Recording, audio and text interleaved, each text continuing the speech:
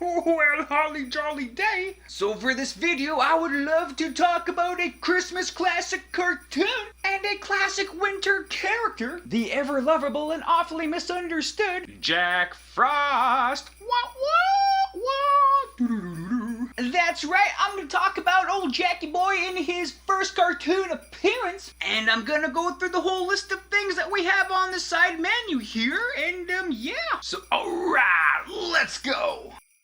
Alright, so we start off in a happy forest on a beautiful summer day where all the animals, prey and predator alike, are all having fun together and playing around with some games. When suddenly, A cold wind shows up, and baby bear named Billy notices a familiar fellow in the distance, which happens to be Jack Frost. And old Jackie Boy, who was painting the leaves all autumn orange and yellow, is like, yo guys, like winter's on the way and stuff like that, right? So you guys should get your food all stored up and be ready for old man Winter when he arrives, eh? and so the animals are like, Oh yeah, sure man, thanks, that sounds good. We will heed your advice, you magical sprite you. and so they do. Except for Billy Bear. Dude's all full of hubris. He sings his song of defiance, which goes like, I don't have to worry, I don't have to care. My coat is very furry, I'm a frizzly grizzly bear.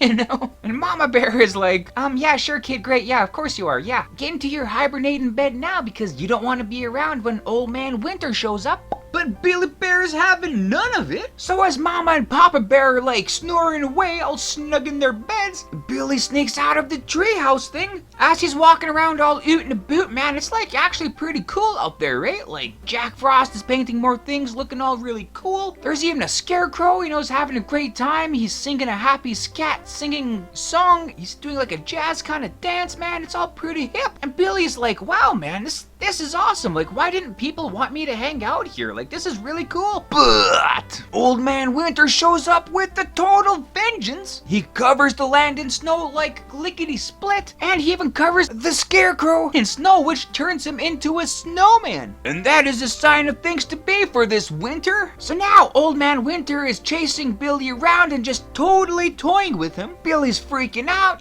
trying to find shelter to hide from this guy. He does have an offer to hide in a skunk's house, but he doesn't want to do that because dude stinks, which is a popular misconception. They only stink when they shoot their stink spray. They don't stink all the time. But I digress. So old man Winter catches up with Billy Bear and puts him in a log jail to kind of, I don't know, teach him a lesson. Or really just because, old man Winter is a total jerk. Jack Frost shows up and is like, yo, geez, kid, you should have totally listened to me, man.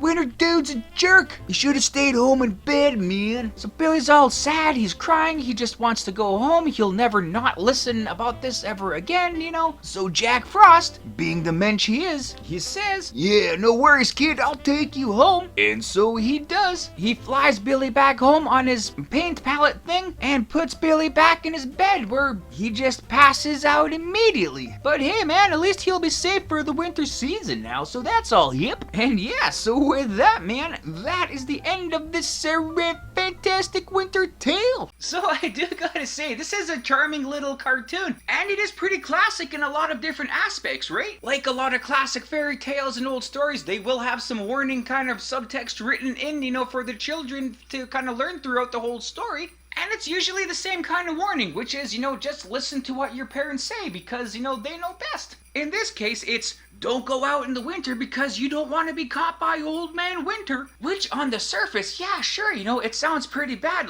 You don't want to get caught by someone who you are told to believe is bad, but they never tell you why he's bad, and they never tell you what he will do if he catches you. What's he gonna do to me if I'm stuck outside in the winter? Get me a couple drinks and lead me down a road to debauchery? Because that doesn't really sound horrible. Or will they tell you things, he's really dangerous, he'll freeze you in a block of ice, you'll lose your fingers to frostbite, you won't be able to eat anything because everything's covered in ice, it's gonna be horrible. So yeah, like that, if you actually explain why the dude is bad, then the kids will probably listen more instead of well, gee, they say he's bad, but I need to find out why he's bad and just how bad he is.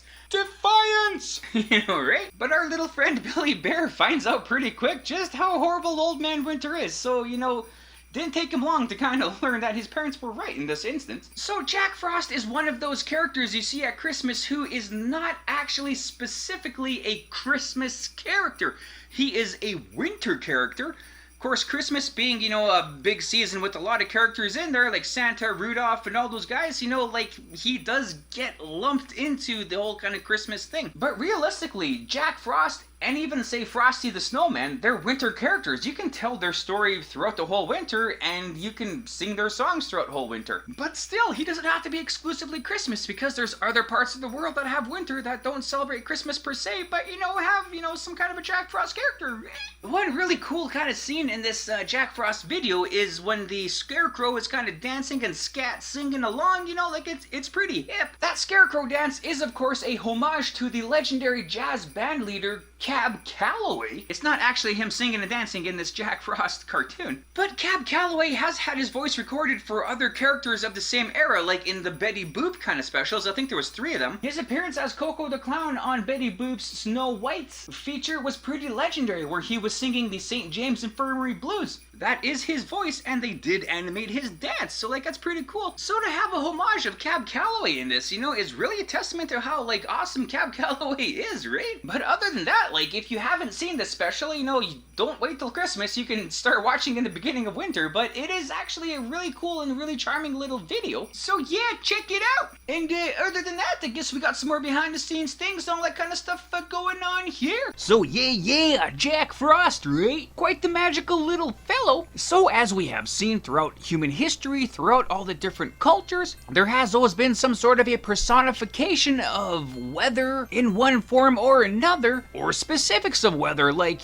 frost or a cold wind, like we have with our good friend Jack Frost. And realistically, none of those ancient folklores or anything are connected to the modern day Jack Frost. Some people think Jack Frost was a frost giant from the Norse era, but no, he was not. But, they all probably have their kind of influence on whom Jack Frost has become, today. So we have to get to kind of more technically recent modern times with, specifically Jack Frost. So the first written mention of Jack Frost happened in a book called Roundabout Our Coal Fire or Christmas Entertainment, which was published in 1734 in England. And in it, it is mentioned how in winters past, quote, Jack Frost commonly takes us by the nose, unquote. As in Jack Frost makes your nose all cold in the winter and stuff, right? Jack Frost nipping at your nose, stuff like that. But this was in no way a fleshed out character or anything of Jack Frost. That was just a more modern name to, yet another personification of a point of weather. And it is pretty hip when they use the name Jack, when kind of naming this character, because back then the term Jack, we know, was a well-used term that was used in many different, I guess, phrases. Jack was just a generic term for like a person, I guess, technically. So you'd have terms or names, like Jack of all trades, Jack in the Box, Jack-o'-lantern, you don't know Jack Squat, Jack this, Jack that, is pretty common. So for this pseudo character to be named Jack Frost, was actually, at that time, a more modern kind of thing. So now that we have the name Jack Frost, and it is more commonly used, from this point on, we finally got our first depiction of the guy, which was in 1861, and it was a depiction showing Jack Frost as a northern US general during the American Civil War. I guess the North wanted to freeze out their enemies. That was in a political cartoon, so it's probably not the place you'd think you'd see, Jack Frost, personified as a humanoid for the first time, but, there you go. But that kind of picture of him kind of stuck because, a few years later, in 1864, there was a drawing of a more jovial and not war character of Jack Frost depicted in a New York City Central Park drawing, featuring Jack Frost that kind of looked like his US general counterpart, because really, it's only been a few years, so he might probably look similar, but, just dressed in civilian clothes. But you had the name, you have the look of the guy, and then slowly, man, this character is just snowballing and, just getting more and more popular, right? So even not that much further down the road in 1875, you had Charles Sangster write a poem about a happier Jack Frost, having fun in the winter and just kind of, having a grand old time. A little more down the road again in 1902, you had L. Frank Baum write a story called The Life and Times of Santa Claus, where Jack Frost would pop in and out of, every once in a while throughout the story. And it was pretty interesting because, Santa Claus was like, yeah, this Jack Frost is a pretty cool character, I really like him, but I also can't trust him any further than I can throw him, which is really kind of the duality of the Jack Frost character, sometimes he's really depicted as a jovial, happy, fun-loving, winter sprite, and other times he's just nasty and mischievous kind of a jerk, trying to make, everything better for himself. That is also a throwback to a lot of the folklore stories about these winter kind of frost characters from back in the day, like sometimes you can have a really mild and nice winter, sometimes it can be a really harsh and bitter, cold, devastating winter, stuff like that. So in movies and TV and all that kind of stuff kind of going forward, you can get either version of Jack Frost, which is just, the way it goes. Pretty good for versatility for a character, I guess, right? So this featured cartoon was made through the iWorks studio, and the driving force behind the studio was Ub iWorks. You may think that Ub iWorks sounds like the name of a software company or something like that, but no, it is indeed the name of a man. Ub iWorks is kind of an older German name, even though the dude was born in Kansas City. So when he was growing up, he became best friends with some random guy called Walt Disney. They worked on a lot of cartoons together, they were both working at the brand new Walt Disney Studios and collaborated on a lot of cartoons, including,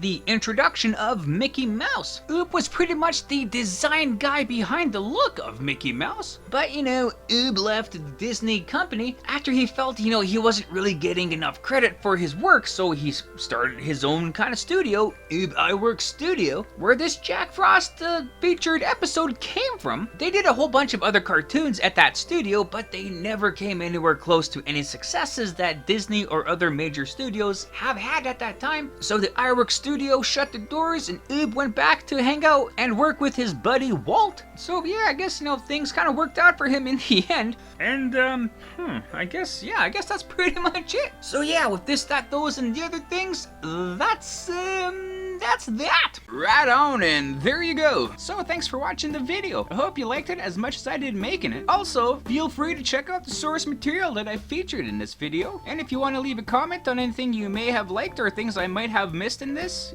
feel free to do so. Or anything else, just to say hi. That's cool too. And other than that, have a great day. Thanks.